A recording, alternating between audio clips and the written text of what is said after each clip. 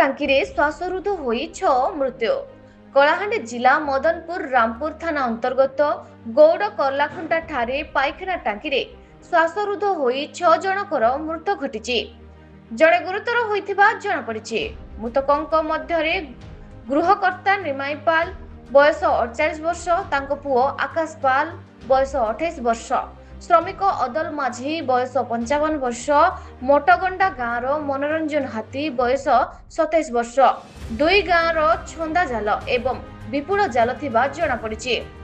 गुरुतर हाथीखोज गाँवर पंकज जानी बयस 32 वर्ष एम डाक्तरपुर डाक्तरखाना रे प्राथमिक चिकित्सा परे जिला मुख्य डाक्तरखाना को स्थानांतरित करा जायछि।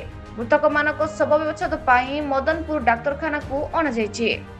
मृताहत माने नवनिर्मित पाइखाना टांकीर सेट्रिंग खोलुथिबा बेले श्वासरुद्ध होई मृत्युवरण करिथिबा कुहा जायछि।